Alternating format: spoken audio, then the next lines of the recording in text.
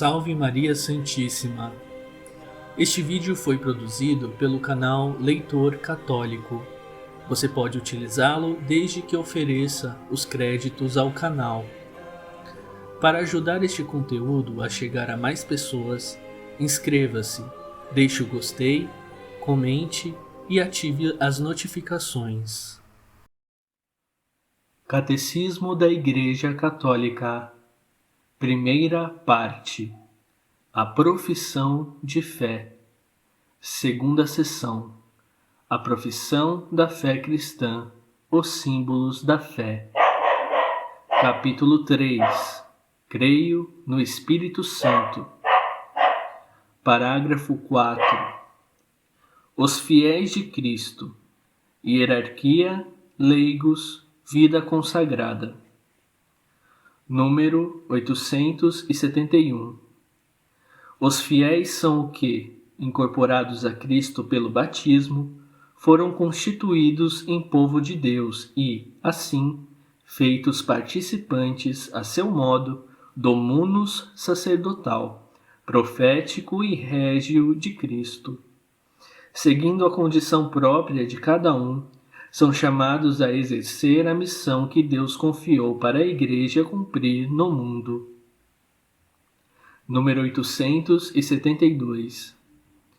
Entre todos os fiéis de Cristo, por sua regeneração em Cristo, vigora verdadeira igualdade de dignidade e de ação, pela qual todos cooperam na edificação do corpo de Cristo, segundo a condição e o munus próprio de cada um. Número 873.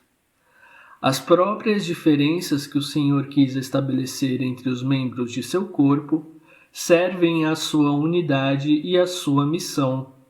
De fato, embora exista na Igreja diversidade de serviços, há unidade de missão. Cristo confiou aos apóstolos e a seus sucessores o munus de ensinar, de santificar e de governar em seu nome e por seu poder. Os leigos, por sua vez, participantes do munus sacerdotal, profético e régio de Cristo, compartilham a missão de todo o povo de Deus na Igreja e no mundo. Em ambas as categorias, hierarquia e leigos, há fiéis que, pela profissão dos conselhos evangélicos, consagram-se, em seu modo especial, a Deus e servem à missão salvífica da Igreja. Seu estado, embora não faça parte da estrutura hierárquica da Igreja, pertence, não obstante, à sua vida e santidade. Item 1. A constituição hierárquica da Igreja. Por que o ministério eclesial? Número 874. O próprio Cristo é a fonte do ministério da Igreja. Instituiu-a, deu-lhe autoridade e missão, orientação e finalidade. Para apacentar e fazer sempre crescer o povo de Deus, Cristo Senhor instituiu, em sua Igreja, variedade de ministérios que tendem ao bem de todo o corpo. De fato, os ministros, que são revestidos do sagrado poder, servem a seus irmãos, para que todos os que formam o povo de Deus cheguem à salvação. Número 875. Como crerão aqueles que não ouviram? E como o ouvirão se ninguém o proclamar? E como o proclamarão se não houver enviados? Ninguém, nenhum indivíduo, nenhuma comunidade pode anunciar a si mesmo o Evangelho. A fé vem pela pregação. Ninguém pode dar a si mesmo o mandato e a missão de anunciar o Evangelho. O enviado do Senhor fala e age, não por autoridade própria, mas em virtude da autoridade de Cristo. Não como membro da comunidade, mas falando a ela em nome de Cristo. Ninguém pode conferir a si mesmo a graça. Ela precisa ser dada e oferecidos da graça, autorizados e habilitados por Cristo. Dele, os bispos e os presbíteros recebem a missão e a faculdade, o poder sagrado, de agir na pessoa de Cristo cabeça. E os diáconos a força de servir o povo de Deus na diaconia da liturgia, da palavra e da caridade, em comunhão com o bispo e seu presbitério. A tradição da Igreja chama de sacramento este ministério, pelo qual os enviados de Cristo fazem e dão, por dom de Deus, o que não podem fazer nem dar por si mesmos. O ministério da Igreja é conferido por um sacramento específico. Número 876. Intrinsecamente ligado à natureza sacramental do ministério eclesial está seu caráter de serviço.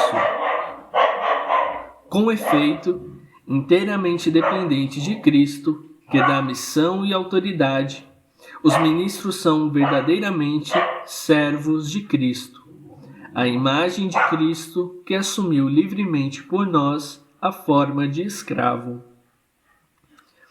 Visto que a palavra e a graça de que são ministros não são deles, mas de Cristo, que as confiou a eles em vista dos outros, eles se farão livremente servos de todos. Número 877. Igualmente, é da natureza sacramental do ministério eclesial que exista um caráter colegial. Efetivamente, desde o início do seu ministério, o Senhor Jesus instituiu os 12, as sementes do novo Israel e, ao mesmo tempo, a origem sagrada e hierárquica. A origem da sagrada hierarquia. Escolhidos conjuntamente, são também enviados conjuntamente. Sua missão fraterna estará a serviço da comunhão fraterna de todos os fiéis. Esta união será como um reflexo e um testemunho da comunhão das pessoas divinas. Por isso, todo bispo exerce seu ministério dentro do colégio episcopal, em comunhão com o bispo de Roma, sucessor de São Pedro e chefe do colégio. Os presbíteros exercem seu ministério dentro do presbitério da diocese, sob a direção de seu bispo. Número 878. É da natureza sacramental do ministério eclesial que haja um caráter pessoal. Se os ministros de Cristo agem em comunhão, também sempre agem de maneira pessoal. Cada um é chamado pessoalmente. Tu segue-me.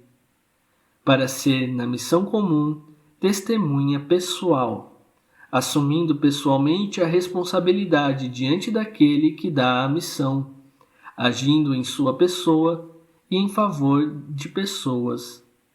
Eu te batizo em nome do Pai, eu te perdoo. Número 879. O ministério sacramental na Igreja é um serviço exercido em nome de Cristo. Ele tem caráter pessoal e forma colegial. Isto se verifica nos vínculos entre o colégio episcopal e seu chefe, o sucessor de Pedro, que são entre a responsabilidade pastoral do bispo por sua igreja particular e a solicitude comum do colégio episcopal pela Igreja Universal. O colégio episcopal e seu chefe, o Papa. Número 880. Cristo, ao instituir os 12, os instituiu como colegiado ou grupo estável, ao qual prepôs Pedro, escolhido dentre eles. Assim como, por disposição do Senhor, São Pedro e os outros apóstolos constituem um único colégio apostólico. De modo semelhante, o Romano Pontífice, sucessor de Pedro, e os bispos, sucessores dos apóstolos, estão unidos entre si. Número 881. O Senhor constituiu em pedra de sua igreja somente Simão, a quem deu o nome de Pedro. Entregou-lhe as chaves desta igreja. O instituiu pastor de todo o rebanho. No entanto, o munus de ligar e desligar, que foi dado a Pedro, consta que também foi dado ao colégio dos apóstolos, unido a seu chefe. Este ofício pastoral de Pedro e dos outros apóstolos faz parte dos fundamentos da Igreja e é continuado pelos bispos sob o primado do Papa. Número 882. O Papa, bispo de Roma e sucessor de São Pedro, é o perpétuo e visível princípio e fundamento da unidade, quer dos bispos, quer da multidão dos fiéis. Com efeito, o pontífice romano, em virtude de seu munus de vigário de Cristo e de pastor de toda a Igreja, possui, na Igreja, poder pleno, supremo e universal. Ele pode exercer sempre livremente este poder. Número 883. O colégio ou corpo episcopal não tem autoridade se nele não se considerar incluído como chefe o romano pontífice. Como tal, este colégio é também ele detentor do poder supremo e pleno sobre a Igreja inteira. Todavia, este poder não pode ser exercido senão com o consentimento do romano pontífice. Número 884. O Colégio dos Bispos exerce o poder sobre a Igreja inteira, de forma solene, no concílio ecumênico. Não pode haver concílio ecumênico que, como tal, não seja aprovado ou ao menos reconhecido pelo sucessor de Pedro. Número 885.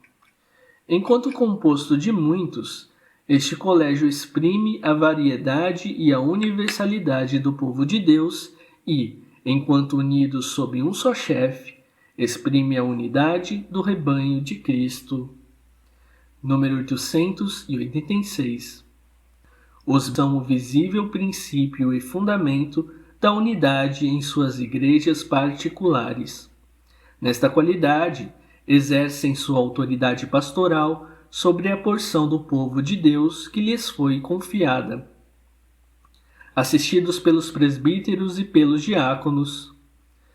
Todavia, como membros do colégio episcopal, cada um deles participa da solicitude por todas as igrejas.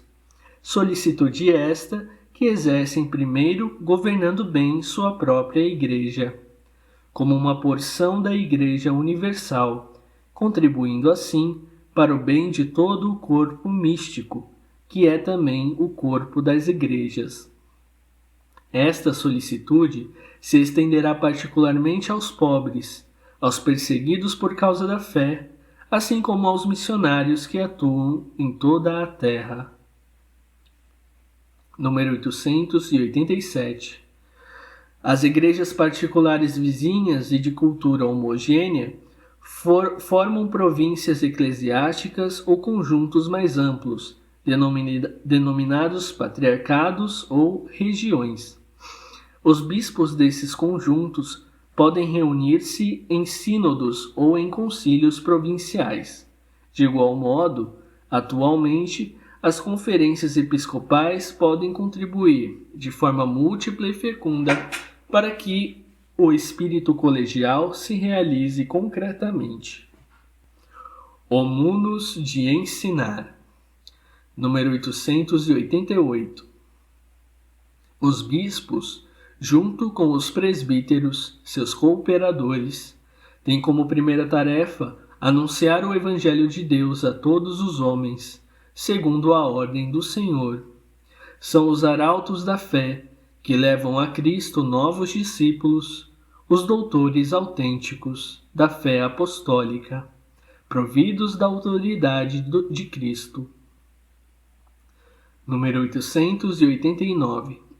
Para manter a Igreja na pureza da fé, transmitida pelos apóstolos, Cristo, que é a verdade, quis tornar a sua igreja participante de sua própria infalibilidade.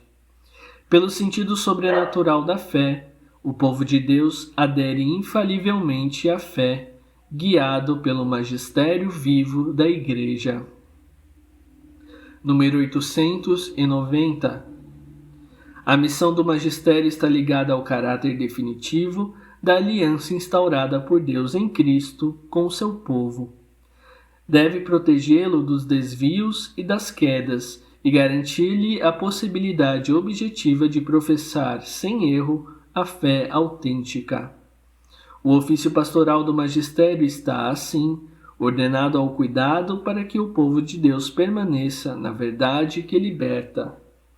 Para executar este serviço, Cristo dotou os pastores do carisma de infalibilidade em matéria de fé e de costumes. O exercício deste carisma pode assumir várias modalidades. Número 891.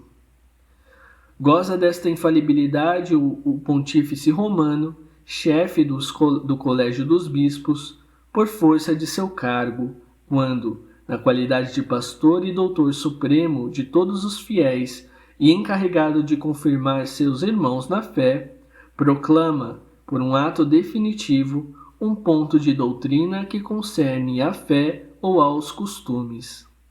A infalibilidade prometida à Igreja reside também no corpo episcopal, quando este exerce seu magistério supremo em união com o sucessor de Pedro, sobretudo em um concílio ecumênico.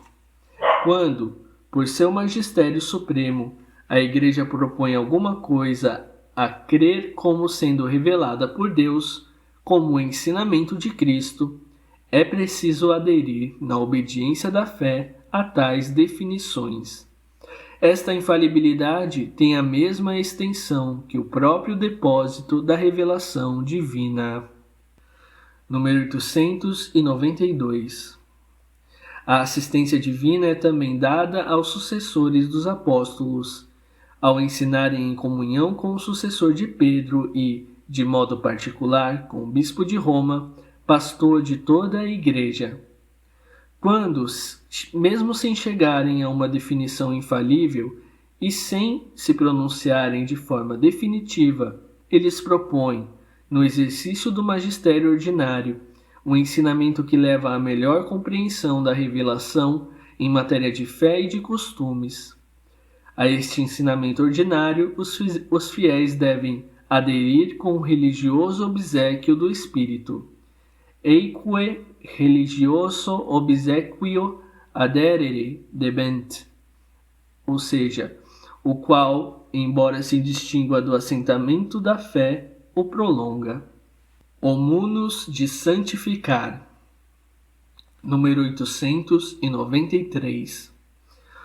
O bispo tem, igualmente, a responsabilidade de ministrar a graça do sacerdócio supremo, em particular na Eucaristia, que ele mesmo oferece ou da qual garante a oblação pelos presbíteros, seus cooperadores, pois a Eucaristia é o centro da vida da Igreja particular. O bispo e os presbíteros santificam a Igreja por sua oração e seu trabalho, pelo ministério da palavra e dos sacramentos. Santificam-na por seu exemplo, não como dominadores da herança, mas antes como modelos do rebanho. É assim que chegam, com o rebanho que lhes está confiado, à vida eterna. Homunus de reger. Número 894. Os bispos, como vigários e delegados de Cristo, dirigem suas igrejas particulares com conselhos, exortações e exemplos, mas também com autoridade e com poder sagrado, que devem exercer para edificar no espírito de serviço próprio de seu mestre. Número 895. Este poder, que exercem pessoalmente em nome de Cristo, é um poder próprio, ordinário e imediato. Embora seu exercício seja definitivamente regulamentado pela autoridade última e suprema da Igreja. Todavia, não se devem considerar os bispos como vigários do Papa, cuja autoridade ordinária e imediata sobre toda a Igreja não anula, ao contrário, confirma e defende a deles. Tal autoridade deve ser exercida em comunhão com toda a Igreja, sob a conduta do Papa. O bom pastor será um modelo e a forma do munus pastoral do bispo. Consciente de suas fraquezas, o bispo pode se compadecer dos ignorantes e extraviados. Não se negue, pois, a atender aos súditos, os amando como verdadeiros filhos, os exortando para que alegremente colaborem com ele. Por sua vez, os fiéis devem, pois, estar unidos a seu bispo, como a Igreja a Jesus Cristo, e Jesus Cristo ao Pai. Segui todos ao bispo, como Jesus Cristo a seu Pai, e ao presbítero, como aos apóstolos. Quanto aos diáconos, respeitai-os como a lei de Deus. Que ninguém faça sem o bispo nada que diz respeito à Igreja. Item 2. Os fiéis leigos. Número 897. Por leigos, entende-se aqui todos os cristãos, exceto os membros das sagradas ordens ou do estado religioso reconhecido na Igreja, isto é, os fiéis que, depois de serem incorporados a Cristo pelo batismo, constituídos povo de Deus e, em sua medida, feitos participantes da função sacerdotal, profética e régia de Cristo, exercem, por sua parte, na Igreja e no mundo, a missão de todo o povo cristão. A vocação dos leigos. Número 898.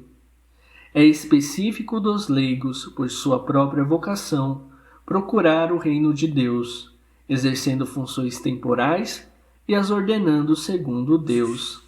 A eles, portanto, cabe, de maneira especial, iluminar e ordenar de tal modo todas as coisas temporais, as quais estão intimamente unidos, que elas continuamente se façam segundo Cristo, cresçam e contribuam para o louvor do Criador e do Redentor.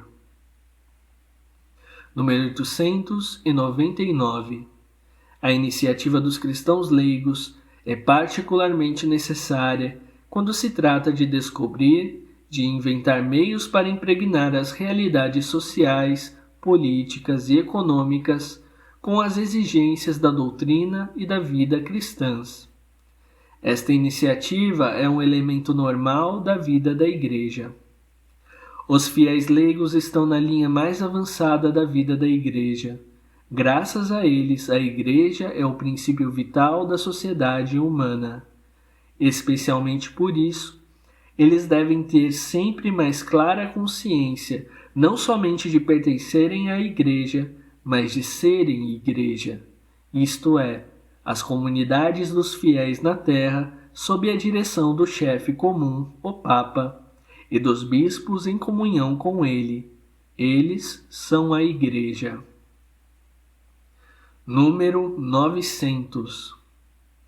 Os leigos, como todos os fiéis, em virtude do batismo e da confirmação, são encarregados por Deus do apostolado.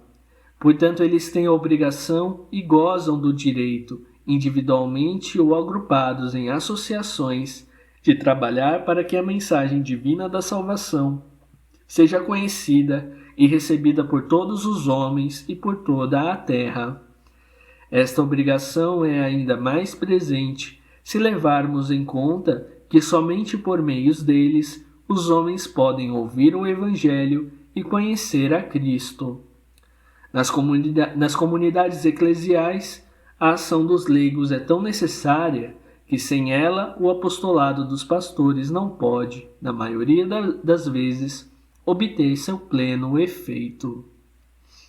A participação dos leigos no mundo sacerdotal de Cristo.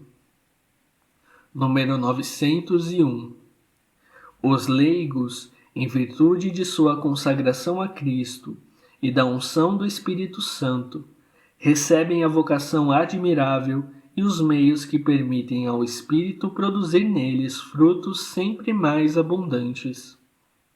Assim, as suas obras, preces e iniciativas apostólicas, a vida conjugal e familiar, o trabalho cotidiano, o descanso do corpo e da alma, se praticados no espírito, e mesmo as provações da vida, pacientemente suportadas, tornam-se sacrifícios espirituais agradáveis a Deus por Jesus Cristo. As hóstias que são piedosamente oferecidas ao Pai com a oblação do Senhor na celebração da Eucaristia. É assim que os leigos consagram a Deus o próprio mundo, prestando a Ele, em toda parte, na santidade de sua vida, um culto de adoração. Número 902. De maneira especial, os pais participam do munus de santificação ao levarem uma vida conjugal com o espírito cristão e velarem pela educação cristã dos filhos. Número 903. Se tiverem as qualidades exigidas, os leigos podem ser admitidos de maneira estável aos ministérios de leitores e acólitos. Onde a necessidade da Igreja o aconselhar, podem também os leigos, na falta de ministros, mesmo não sendo leitores ou acólitos, suprir algum de seus ofícios, a saber, exercer o ministério da palavra, presidir as orações litúrgicas, administrar o batismo, distribuir a Sagrada Comunhão, de acordo com as prescrições do direito. Sua participação no munus profético de Cristo.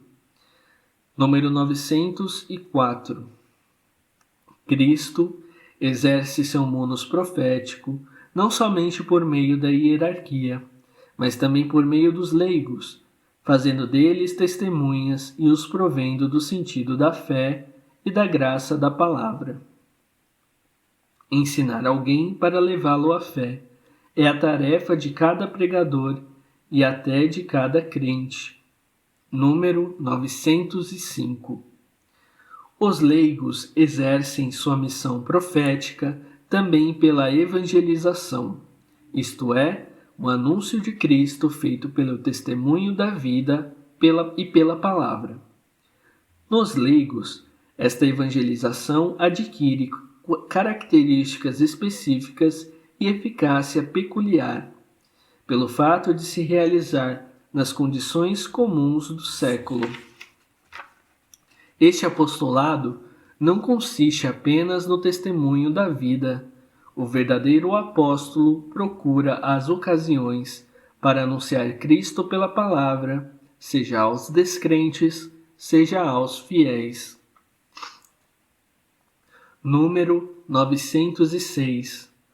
Os leigos, que forem capazes e que se formarem para isto, podem também dar sua colaboração na formação catequética, no ensino das ciências sagradas e atuar nos meios de comunicação social. Número 907.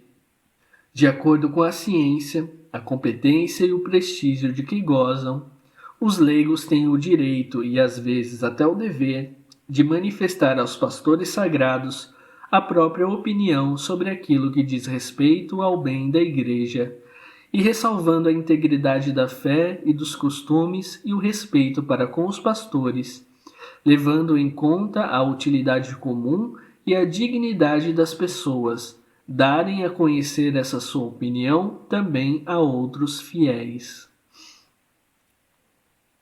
Sua participação no munus regio de Cristo. Número 908. Por sua obediência até a morte, Cristo comunicou a seus discípulos o dom da liberdade régia, para que vençam a si mesmos o reino do pecado, por meio de sua abnegação e vida santa. Aquele que submete seu próprio corpo e governa sua alma, sem se deixar submergir pelas paixões, é seu próprio Senhor. é dono de si mesmo. Pode ser chamado rei, porque é capaz de reger sua própria pessoa. É livre e independente, e não se deixa aprisionar por uma escravidão culposa. Número 909. Além disso, unindo suas forças, os leigos purifiquem as instituições e as condições do mundo, caso estas incitem ao pecado. Isto de tal modo que todas essas coisas se conformem com as normas da justiça e, em vez de a elas se oporem, antes favoreçam o exercício das virtudes. Agindo dessa forma, impregnarão de valor moral a cultura e as obras humanas. Número 910. Os leigos também podem se sentir chamados ou serem chamados para colaborar com os próprios pastores no serviço da comunidade eclesial, para seu crescimento e sua vida, exercendo ministérios bem diversificados, segundo depositar neles. Número 911. Na Igreja, os fiéis leigos podem cooperar juridicamente no exercício do poder de governo. Isso se diz de sua presença nos concílios particulares, nos sínodos diocesanos, nos conselhos pastorais, do exercício do encargo pastoral de uma paróquia, da colaboração nos conselhos de assuntos econômicos, da participação nos tribunais eclesiásticos, etc. Número 912. Os fiéis devem distinguir cuidadosamente entre os direitos e os deveres que lhes incumbem como membros da Igreja e aqueles que lhes competem como membros da sociedade humana. Procurarão conciliar ambos harmonicamente entre si, lembrados que, em qualquer situação temporal, devem se conduzir pela consciência cristã, uma vez que nenhuma atividade humana, nem mesmo as coisas temporais, podem ser subtraídas ao domínio de Deus. Número 913.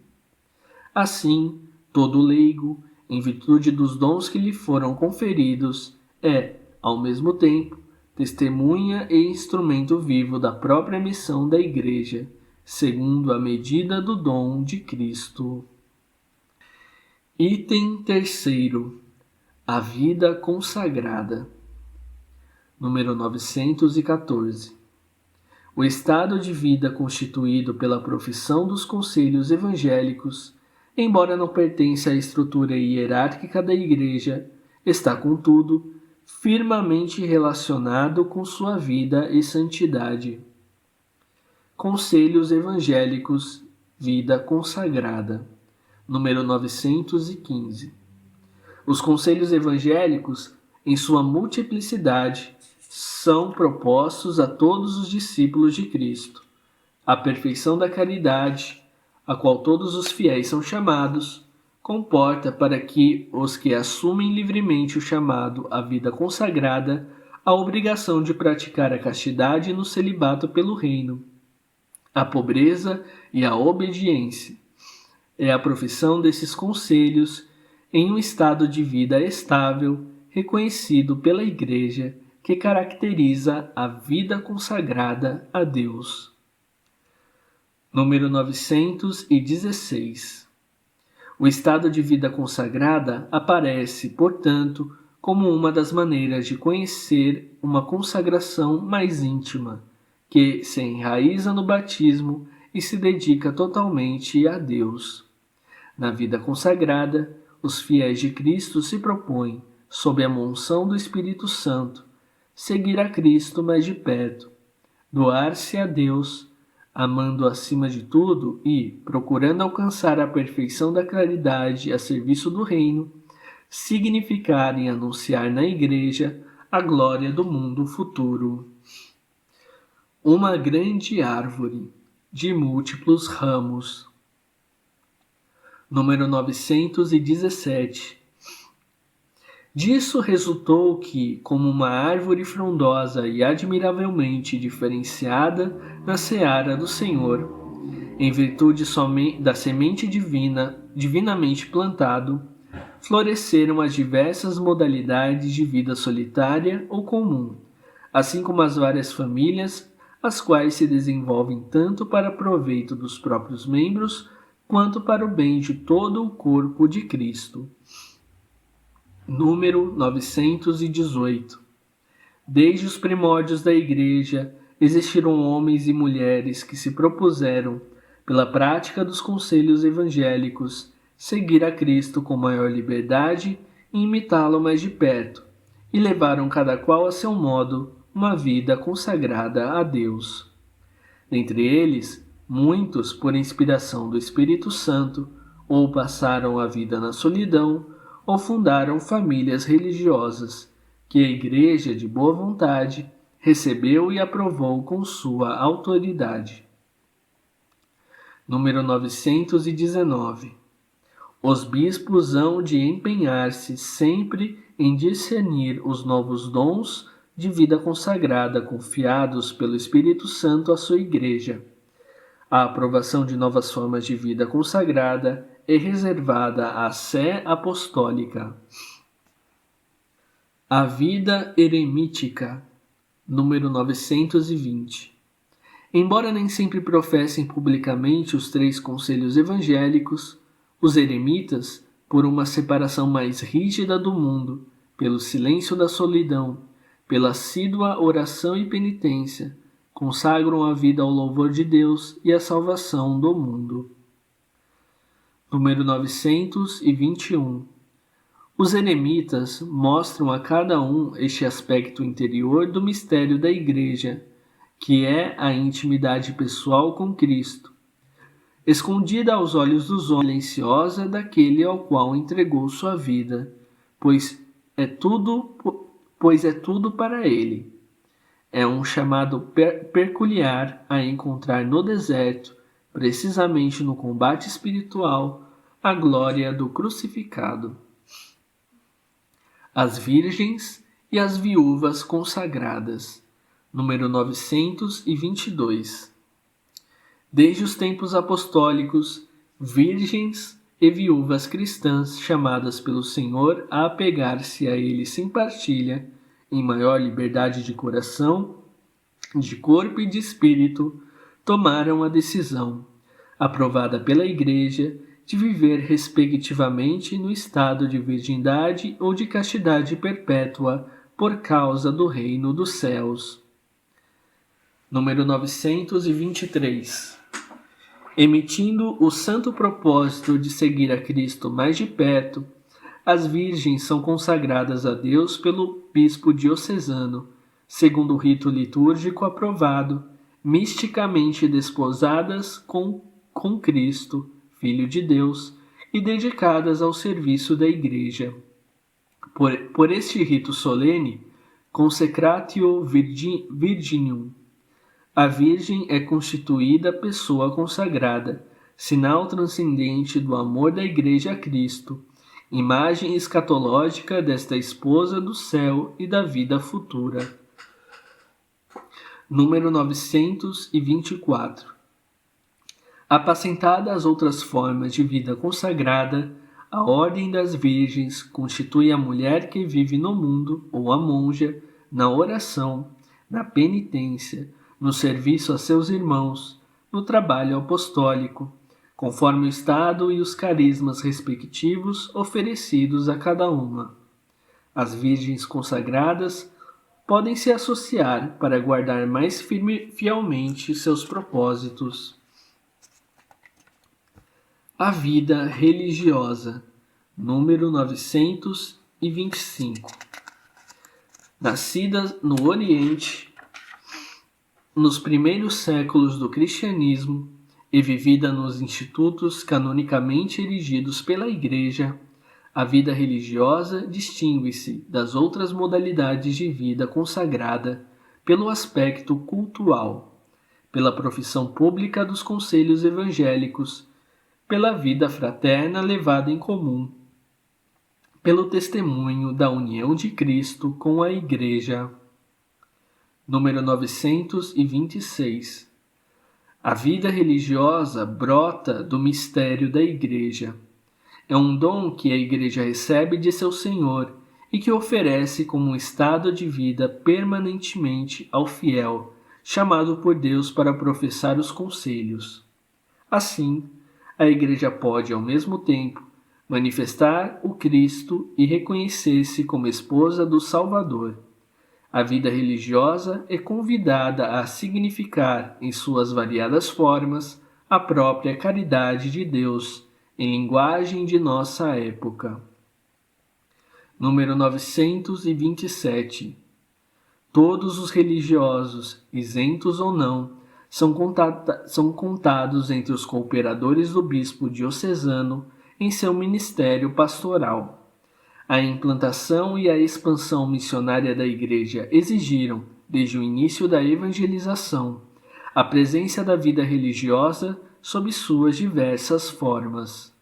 A história atesta os grandes méritos das famílias religiosas na propagação da fé e na formação de novas igrejas, desde as antigas instituições monásticas e as ordens medievais até as congregações modernas. Os institutos seculares. Número 928. O Instituto Secular é um instituto de vida consagrada no qual os fiéis, vivendo no mundo, tendem à perfeição da caridade e procuram cooperar para a santificação do mundo, principalmente atuando em seu interior. Número 929. Por uma vida perfeitamente e inteiramente consagrada a esta santificação, os membros destes institutos participam da tarefa de evangelização da Igreja, no mundo e a partir do mundo, onde sua presença age como fermento. Seu testemunho de vida cristã visa organizar as coisas temporais de acordo com o Deus e impregnar o mundo com a força do Evangelho.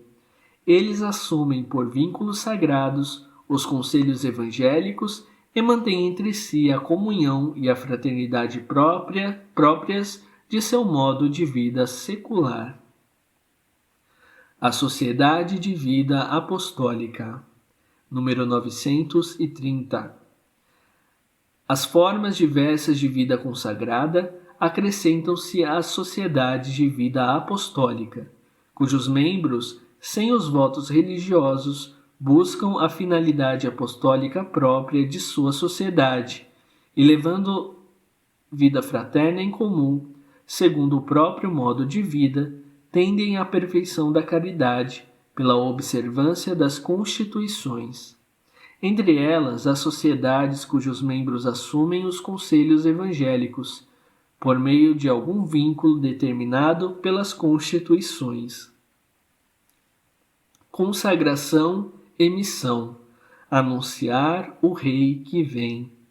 Número 931. Entregue a Deus supremamente amado, aquele que pelo batismo já estava a ele consagrado, é assim consagrado mais intimamente ao serviço divino e dedicado ao bem da Igreja. Deus, a Igreja manifesta Cristo e mostra como o Espírito Santo age nela de maneira admirável. Os que professam os conselhos evangélicos têm, pois, por missão primeira, viver sua consagração.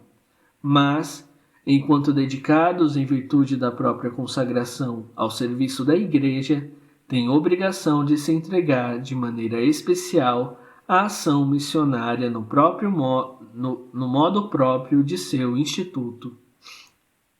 Número 932. Na Igreja, ela é como sacramento, isto é, sinal e instrumento da vida de Deus. A vida consagrada aparece como um sinal peculiar do mistério da redenção. Seguir e imitar a Cristo mais de perto, manifestar mais claramente seu aniquilamento, é estar mais profundamente presente a seus contemporâneos, no coração de Cristo. Aqueles que estão nesta via mais estreita estimulam seus irmãos por seu exemplo. Dão este testemunho brilhante de que o mundo não pode ser transfigurado e oferecido a Deus sem o espírito das bem-aventuranças. Número 933. Seja este testemunho público, como no estado religioso, ou mais discreto, ou até secreto, o advento de Cristo permanece para todos os consagrados a origem e a orientação de sua vida. Como o povo de Deus não possui aqui na terra morada permanente, o estado religioso manifesta a todos os crentes, já aqui neste mundo, a presença dos bens celestes, dá testemunho da vida nova e eterna, adquirida pela redenção de Cristo, prenuncia a ressurreição futura e a glória do reino celeste. Resumindo, número 934.